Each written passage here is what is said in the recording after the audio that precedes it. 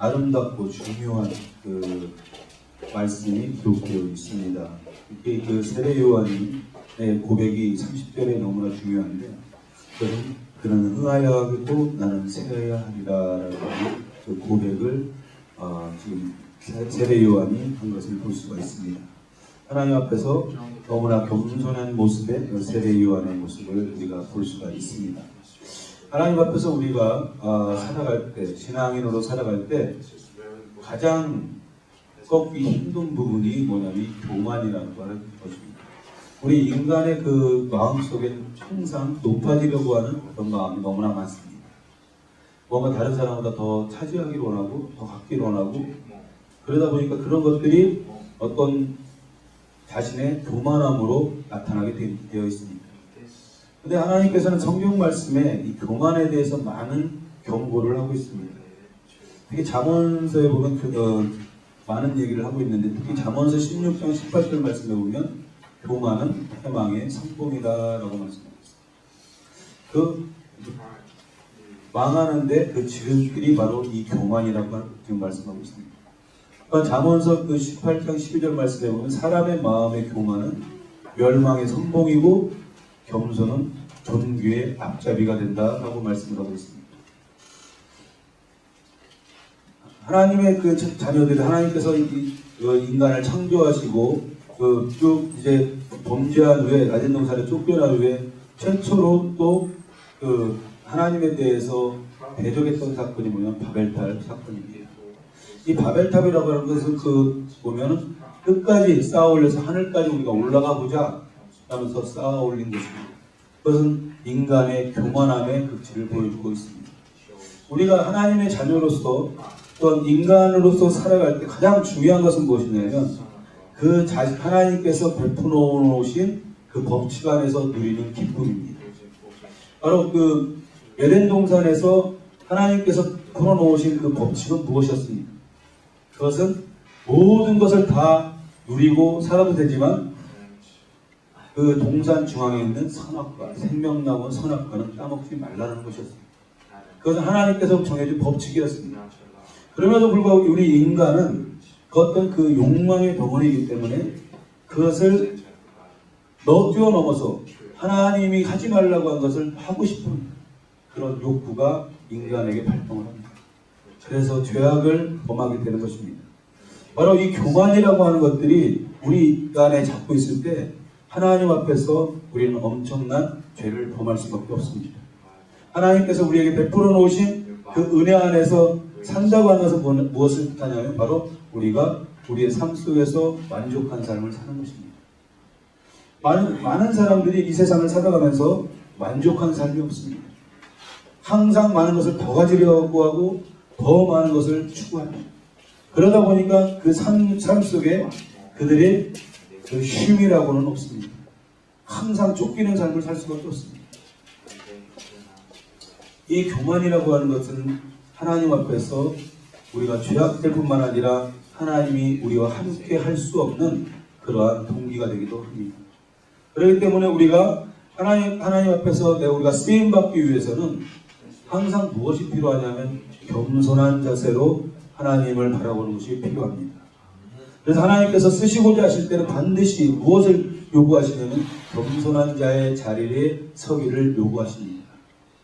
그래서 하나님은 겸손해야만 쓰시기 때문에 만약에 이 사람이 정말로 하나님께서 쓰기를 원하는 사람이라고 하면 겸손해질 때까지, 낮아질 때까지 훈련시키는 것을 볼 수가 있습니다.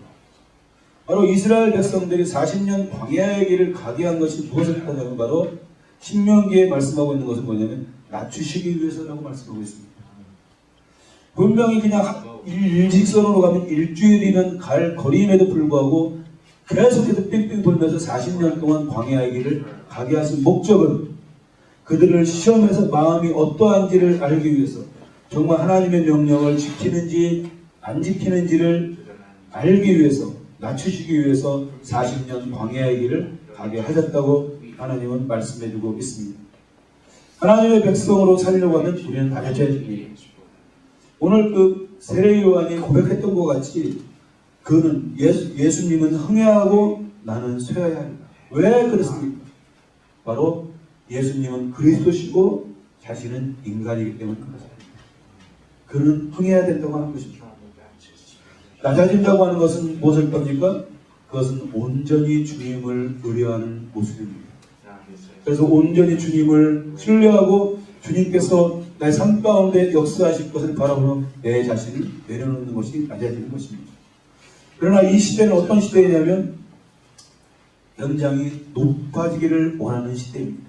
그리고 사회 분위기나 모든 것들이 그 바로 어떤 그 높아지고 그래서 정말 많은 사람들 앞에서 그 자랑스럽게 뭔가 보여주길 원하고 그것을 아름다운 것으로 묘사하는 시대가 바로 이 시대입니다. 요즘에 그 신조어가 있는데 뭐 어떤 말이냐면 까도남이라는 말입니다. 까도남. 그럼 그 말이 무슨 말인지 아세요? 모르시죠? 저도 그거 몰라서 한번 찾아봤어요. 까도남이라는 말이 무슨 말인가? 그러니까 그 뭐냐면 까다롭고 도도한 남자를 줄여서 까도남이라고 합니다. 그럼 이 사람은 어떤 사람이냐면 바로 굉장히 부도 있으면서 다른 사람에 대해서 전혀 어떤 배려라든가 그런 것도 없고 온전히 자기중심적으로 살아가는 사람입니다. 그런데 그것들을 미화시키고 있어요. 그건 무엇이냐면 많은 젊은이들이 이 까도남이 되고 싶어하는 겁니다. 돈이 있어서 어디든지 내가 자기 돈 갖고 마음대로 할 수 있고 그래서 뭐든지 어떤 상황이든지 다른 사람이 자기의 어떤 그 삶의 영역에 들어오는 것에 대해서 거부하고 온전히 자신만을 위해서 살아가는 사람입니다. 이런 것들을 이제 미화시키다 보니까 많은 사람들이 그것을 선호하는 거예요. 이 사회가 바로 그렇게 가고 있습니다. 어떤 그 교만함이라고 하는 어떤 이렇기 때문에 어떤 우쭐거림 그런 사람들은 또 우쭐거림이 있잖아요. 또 어떤 까다로움이 있어요. 자신만이 그 중요한 존재라고 생각하는 것입니다. 다른 사람의 인격이나 그것은 중요한 것이 아니에요. 자기 자신만이 중요한 존재이기 때문에 자신만 드러나면 되는 것입니다. 그리고 또 어떤 독립적인 기질이 있고 어떤 고집이 세서 누구한테 배우려고 하지 않아요. 자신이 생각하는 것이 다 옳고 다 진리입니다. 그리고 자기의 의지가 강하기 때문에 다른 사람에게 양보도 하지 않아요. 그런 사람의 어떤 까도남의 그런 어떤 특징입니다. 그러면서 그것이 교만하다고 생각하지 않는 거예요. 뭐라고 생각하냐면 그것은 나만의 자존감이라고 생각하는 거예요. 내가 갖고 있는 어떤 특권이라고 생각하는 거예요. 근데 그것은 분명한 교만함. 그 인간이 가질 수 있는 교만함이 거기에 모두 다 들어있다고 하는 것입니다. 이런 모든 것들은 자기중심적인 사고와 행동에서 비롯된 것이기 때문에 이것은 교만한 모습이라고 볼 수밖에 없습니다. 성경에 보면 고린도후서 10장 4절에서 5절까지 보면 그 하나님에 대항해서 높아진 것들을 강력한 진이라고 말씀하고 있습니다. 죄성을 가진 인간은 이 높아지기를 원합니다. 높아지다 더 높아지면 이제 하나님을 대적해서 높아지게 됩니다. 하나님이 원하는 삶이 아니라 하나님께서 원하시는 삶에 반대되는 높아지는 것들을 추구해갑니다. 그렇기 때문에 우리가 이 세상에 살아가면서 엄청난 과학의 발전이나 어떤 이론이나 모든 생각들이 하나님에 대항해서 높아져가고 있습니다. 이러한 것들이 파해져야 되는 것입니다. 강력한 진이고 우리를 외워싸고 있는 교만함의 극치 이런 것들이 다 파해져야 됩니다. 하나님의 자녀는 하나님을 의뢰하지 않는 것이 죄라고 하는 것을 여러분이 아셔야 됩니다. 하나님의 자녀는 하나님을 의뢰하면서 사는 사람입니다. 이 세상 사람들은 이 세상에서 살아갈 때 자신의 힘과 능으로만 살려고 합니다. 그러나 하나님의 자녀는 그러한 삶이 아니라 하나님의 전적으로 맡기고 하나님께서 삶 가운데 역사하신 그 은혜를 바라보며 하나님을 전적으로 의뢰하는 삶을 사는 것입니다. 우리 하나님의 자녀로서 교만하다고 하는 것은 무엇입니까? 그것은 하나님을 대적하는 것입니다.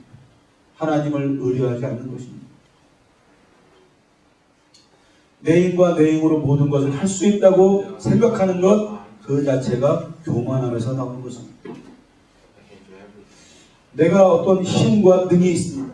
내게 어떤 실력이 있습니다. 아니면 어떤 권세가 있습니다. 그랬을 때 그것이 내 힘과 능에 의해서 모든 것들을 할 수 있다고 하는 그런 생각을 하게 됩니다. 그러나 여러분 하나님의 능력을 한번 보십시오. 하나님의 능력은 어떤 능력입니까?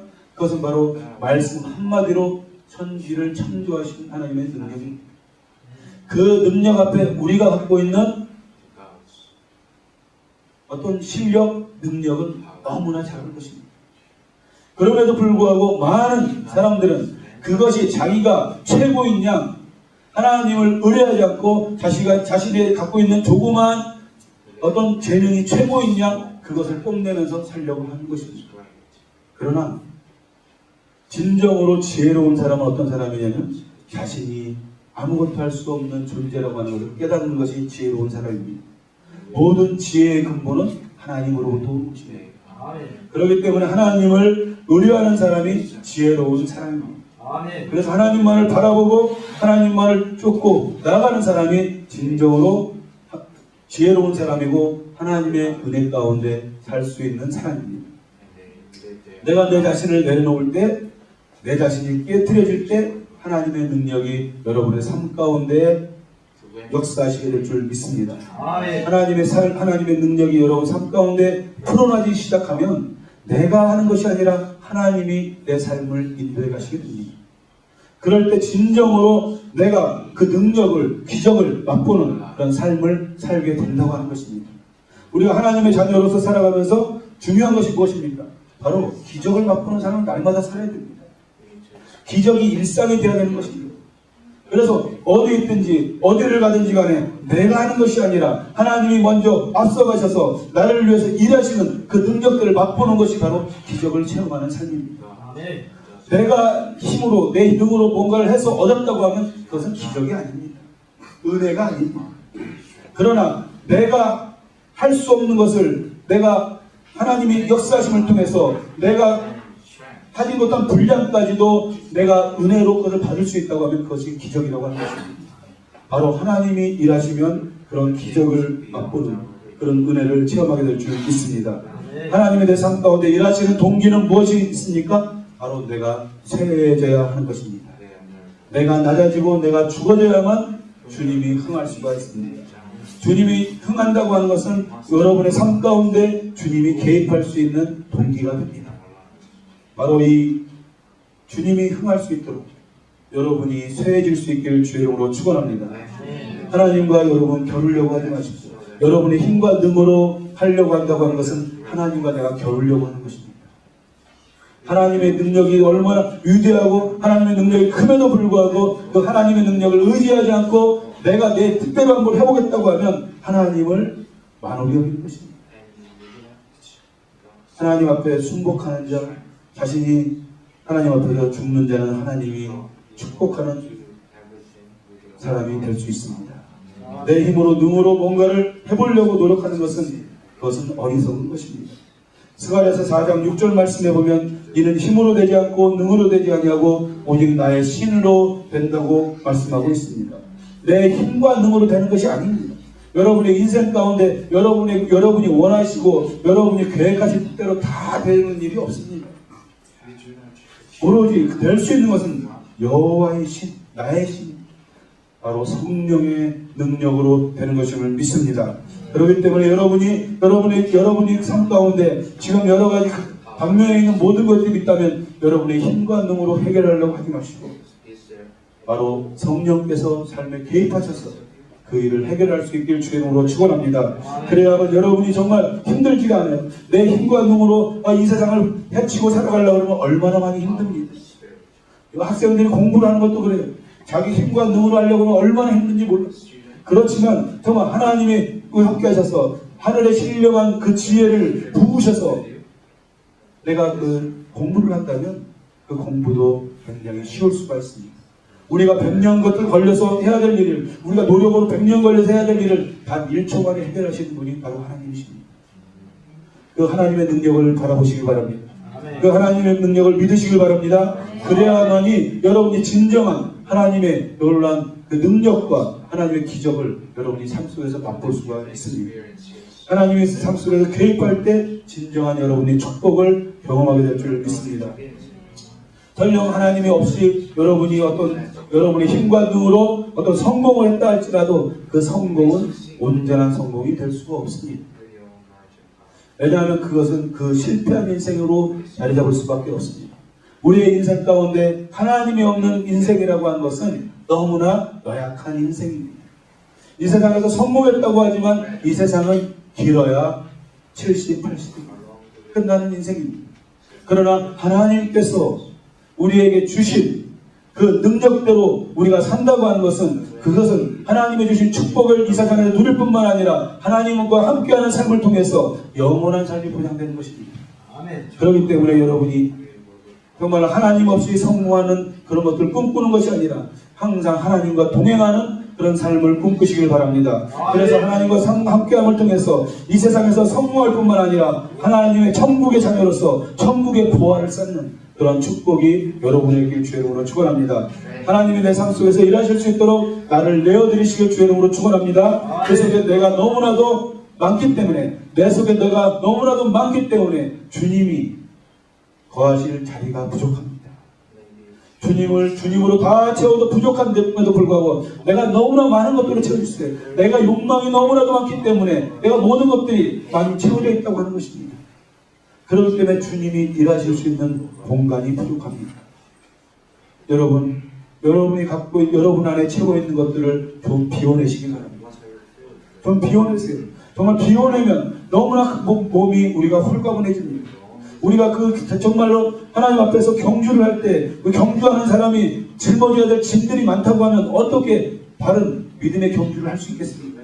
경주자들이 해야 될 것은 무엇입니까? 짊어지고 있는 무거운 것들을 내려놔야 됩니다. 정말 잘 경주를 하려면 내려놔야 돼요. 정말 축구 선수가 축구를 하는데 그 20kg짜리 배낭을 지고 축구를 한다고 해보십시오. 할 수가 없어요. 그것을 다 내려놓고 최대한대로 가볍게 하고 뛸 때 제대로 바뀔 수가 있습니다.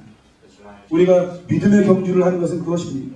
온전히 주님만을 의지하고 내가 정말 할 수 있는 것에 최대를 다해서 살아갈 때 주님이 우리 삶 가운데 내딛는 발길 가운데 함께 하셔서 놀라운 하나님의 일을 우리 삶 가운데 이루게 될 줄 믿습니다. 오늘 본문에 보면 세례 요한의 아름다운 고백이 소개되고 있습니다. 그는 흥하야겠고 나는 쇠하야 되겠다고 하는 것입니다. 이런 모습의 세례 요한의 모습을 보면서 왜 이렇게 그 아름다운 마음이 있기 때문에 예수님께서 세례 요한에 대해서 평가한 말씀이 마태복음 11장 11절 말씀에 나옵니다. 거기에 보면 여자가 낳은 자 중에 세례 요한보다 큰 이가 일어남이 없도다라고 말씀합니다. 여자가 낳은 자 중에서 세례 요한만큼 큰 자가 없다는 것이죠. 왜 그 큰 자가 없냐? 바로 이렇게 자신의 모습을 바라보고 자신이 정말로 하나 주님이 높아져야만 되고 자신이 아무리 낮아진다고 해도 주님이 높임만을 받게 된다고 합니다. 그것으로 만족할 수 있다는 고백을 할 수 있는 아름다운 마음을 갖고 있었습니다. 26절 말씀에 보면 저희가 요한에게 와서 가로되 랍비어 선생님과 함께 요단강 저 건너편에 있던 그래갖고 선생님이 증거하던 자가 세례를 주매 사람들이 다 그에게 가더이다라고 말씀하고 있습니다. 세례 요한은 그 당시에 굉장히 유명합니다. 근데 예수님은 이 당시에 뭐냐면 다시 뜨는, 요즘으로 말하면 뜨는 샛별입니다.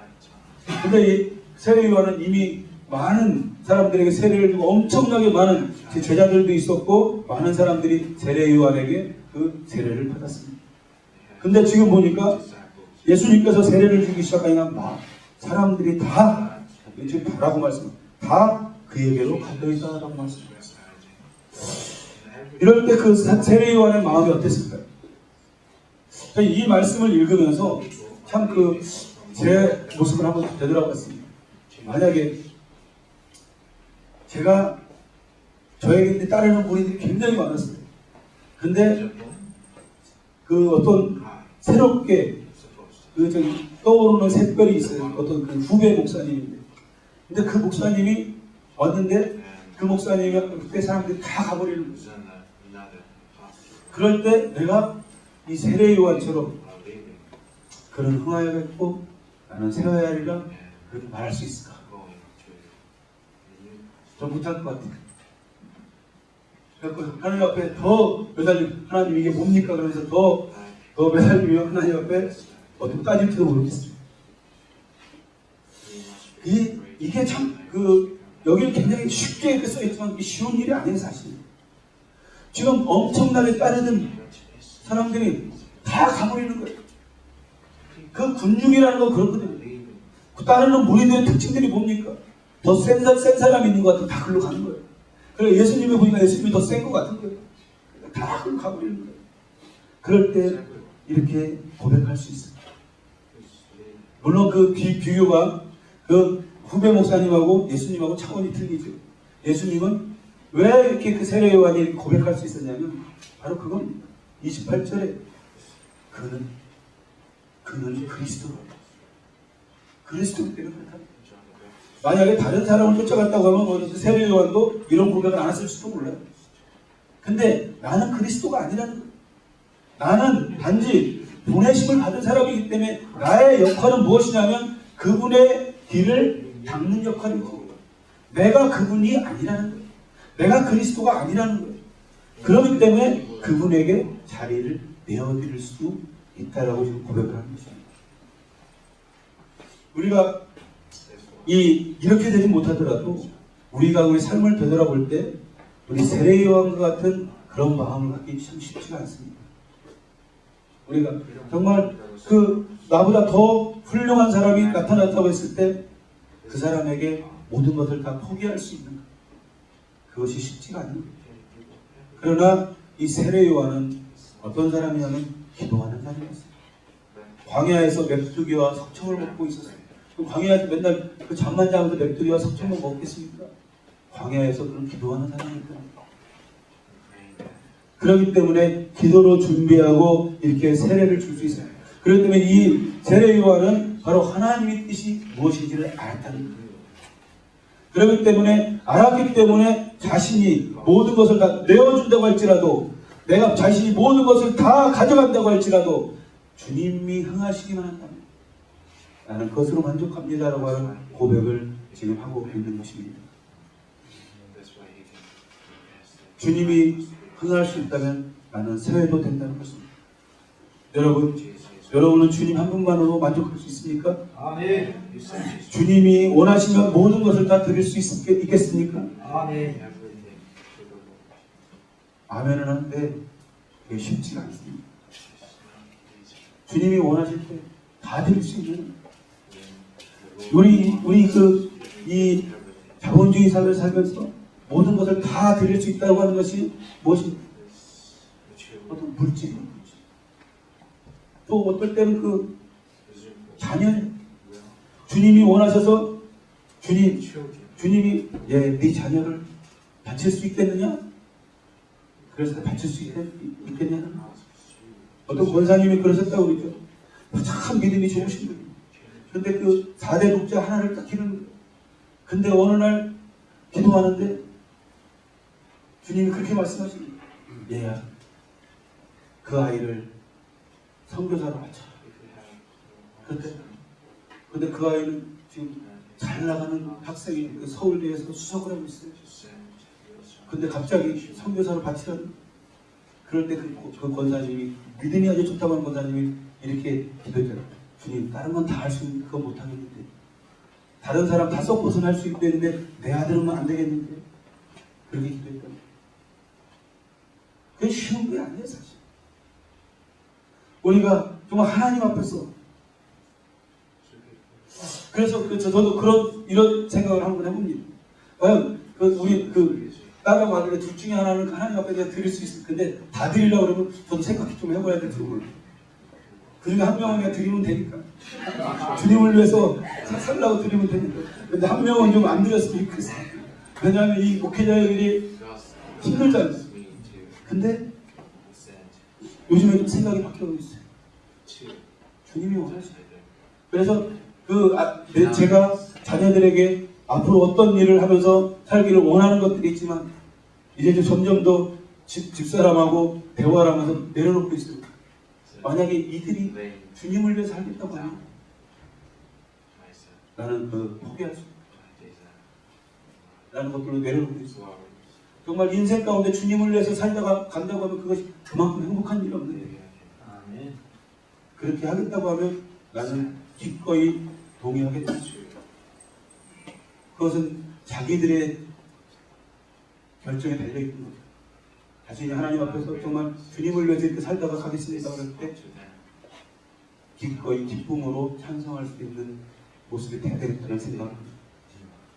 그것이 주님 한 분만으로 만족할 수 있는 거예요. 주님 한 분만으로 주님 한 분만이 영광 받으시면 그걸로 족한 거예요.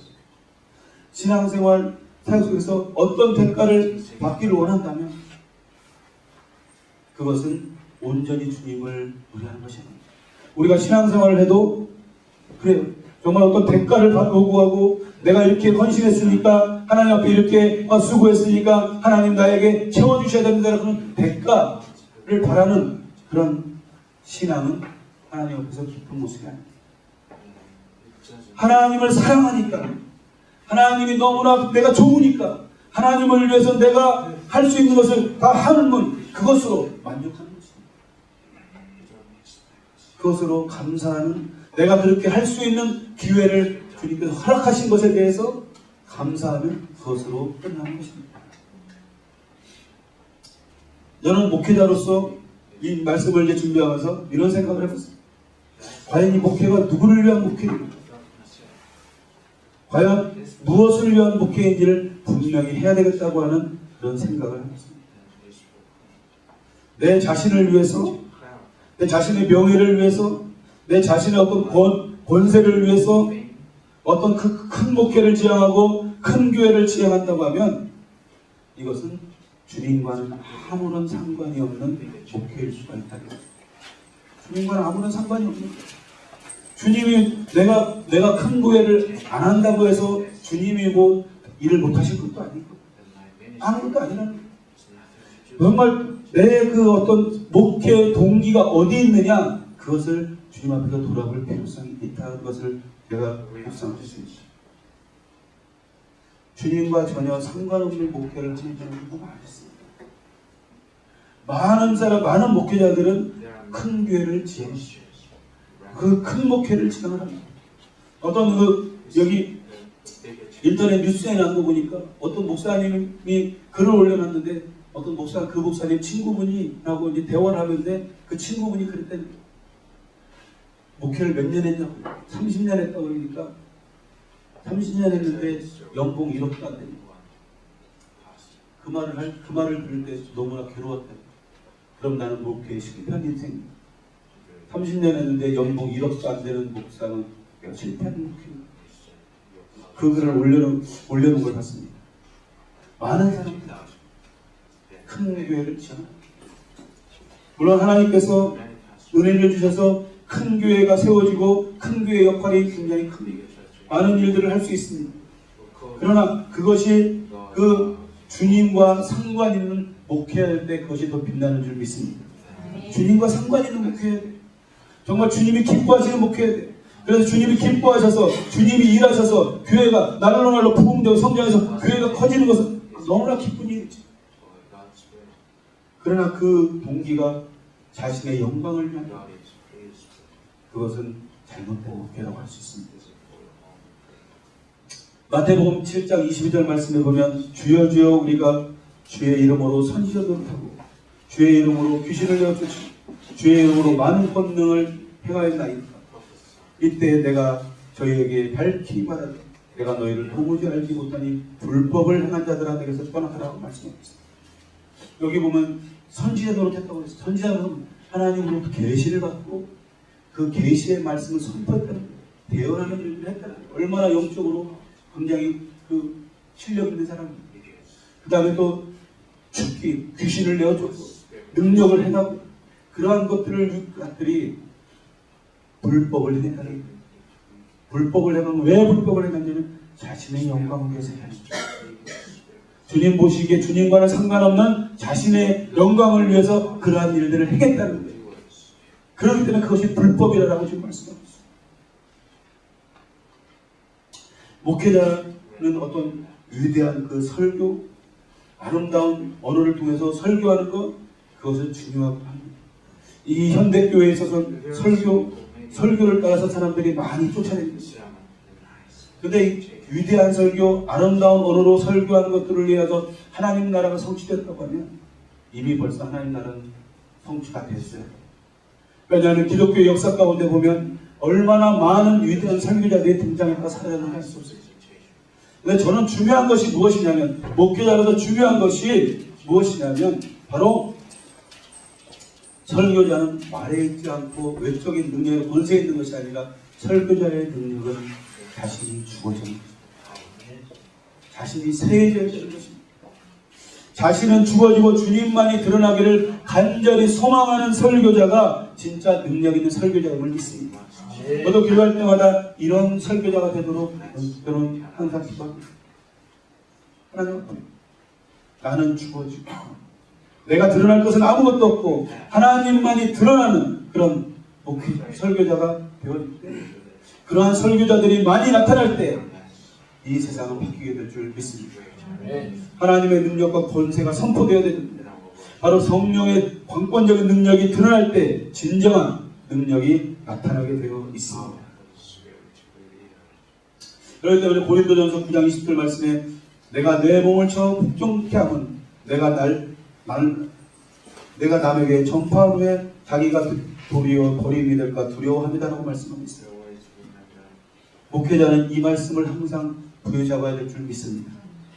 정말로 내가 내 몸을 쳐서 복종케 하는 이유는 무엇이냐면, 내가 다른 사람에게 복음을 전해서 다른 사람은 다 구원받게 해놓고 나는 버림이 됩니다. 두렵다는 것입니다.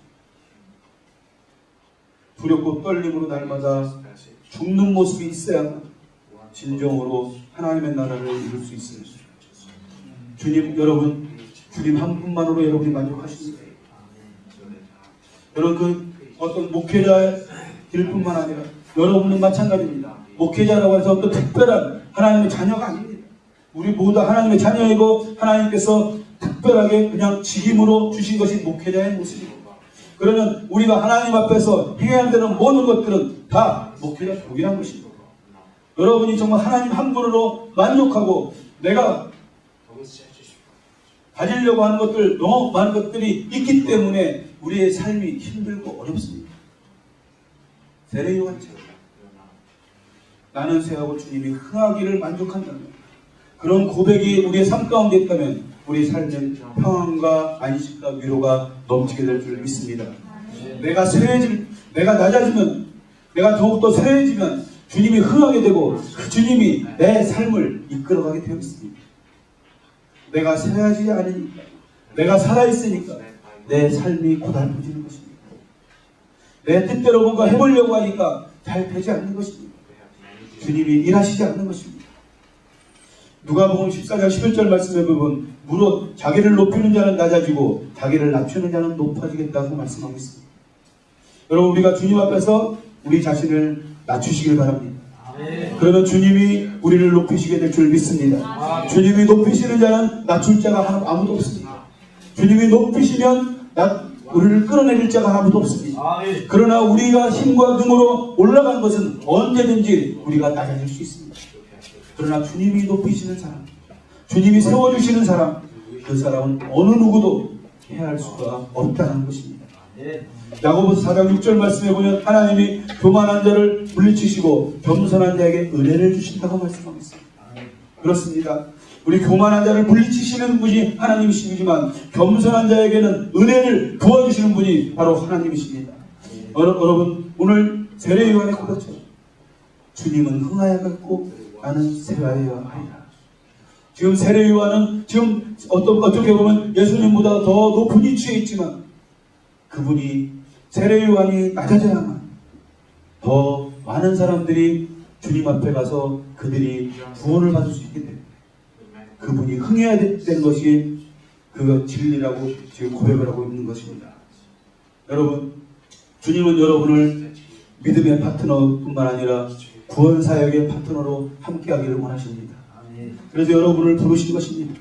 여러분을 부른 사람 한 사람 한 사람을 부르신 것은 그냥 부르신 것이 아니라 정말로 하나님의 계획과 소망 가운데 여러분을 부르셨습니다. 이 구속사역의 파트너로서 하나님이 함께 하시기를 원해서 여러분을 부르셨다고 하는 것입니다. 그렇다면 이제 그 일을 감당하기 위해서 내가 높아지면 주님이 함께 하실 수가 없습니다. 내가 낮아져야만 주님이 함께 하실 수 있음을 여러분이 믿으시길 바랍니다. 갈라디아서 2장 20절 여러분이 잘 아시는 말씀입니다. 내가 그리스도와 함께 십자가에 못 박혔나. 그런즉 이제 내가 사는 것이 아니요 내 안에 계신 그리스도 예수께서 사시는 것이다라는 것입니다. 내가 십자가에 여러분의 삶을 못 박으실 바랍니다. 내 욕망을 못 박으실 바랍니다. 내가 내 뜻대로 내 원대로 내가 정말 추구하고 원하는 것들을 하려고 하는 그 마음들을 내려놓으시길 바랍니다. 그렇게 내려놓을 때 하나님이 여러분의 삶 가운데 개입하실 것입니다. 그래서 여러분의 필요를 채울 것이고 여러분의 놀라운 하나님의 능력 가운데서 여러분 앞으로 장래의 일을 하나님이 여러분에 보여주실 것입니다. 그리고 여러분의 장래의 일들을 하나님께서 이루어 주실 줄 믿습니다. 낮아지는 자만이 여러분이 승리할 수 있습니다. 여러분이 낮아지면 주님이 흥해집니다. 여러분 주님이 영광을 받으십니다. 그리고 주님의 영광을 통해서 여러분의 삶에 영광이 나타나게 될 줄 믿습니다. 오늘 말씀을 기억하면서 여러분이 함께 우리 기도하기로 합니다. 주님, 우리 가운데 우리가 낮아지기로 합니다. 우리가 겸손해지기로 합니다. 내가 쇠하여야만이 주님이 흥할 수 있습니다. 주님 한 분만으로 내가 만족하는 그런 삶을 살게 하여 주시옵소서. 우리 함께 기도하겠습니다. 은혜로우신 아버지 하나님 감사합니다. 아버지여 주님 한 분만으로 아버지여 우리 만족할 수 있는 아버지 삶이 우리에게 있게 하여 주시옵소서. 아버지 주님이 나와 함께 하시면 아버지 내가 만족할 수 있습니다. 아버지 주님이